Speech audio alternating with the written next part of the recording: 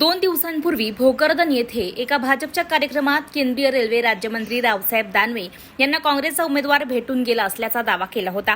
या कार्यक्रमात कार्यकर्त्यांना मार्गदर्शन करताना दानवे यांनी म्हटलं होतं की जालन्यात काँग्रेसला माझ्याविरुद्ध उमेदवार भेटत नाहीये। देशात आणि महाराष्ट्रात अनेक ठिकाणचे उमेदवार जाहीर झाले असून जालन्यात मात्र मवियाला उमेदवार सापडत नाहीये। एका उमेदवाराची मी भेट घेतली असून त्यांना आपण जालन्यातून तिकीट घ्या असं सांगितलंय।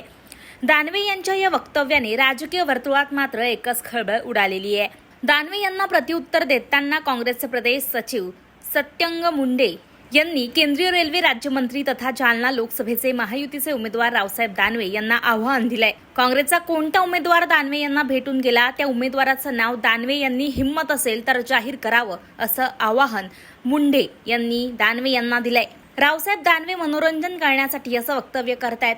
आपल्याकडे खासदार राहिले योगायोगाचा भाग होता असं म्हणत मनोरंजन करण्यासाठी चुकीची स्टेटमेंट देऊ नये असा मिश्किल टोला त्यांनी दानवे यांना लगावलाय। रावसाहेब दानवे हे योगायोगाने आणि नशिबाने खासदार राहिलेले आहेत। दानवेंना मनोरंजन करण्याची सवय आहे। खरंच जर ते अशा प्रकारच्या तडजोडी करत असतील तर कोणता उमेदवार त्यांना भेटून गेला त्यांचं नाव जाहीर दानवेंनी करावं। केवळ मनोरंजनासाठी त्यांनी असं स्टेटमेंट देऊ नये असं दानवेंना मुंडे यांनी आव्हान दिलंय। या प्रत्युत्तरामुळे आता जालन्याच्या राजकारणात पुन्हा एकदा नवा वाद उभारण्याची शक्यता आहे।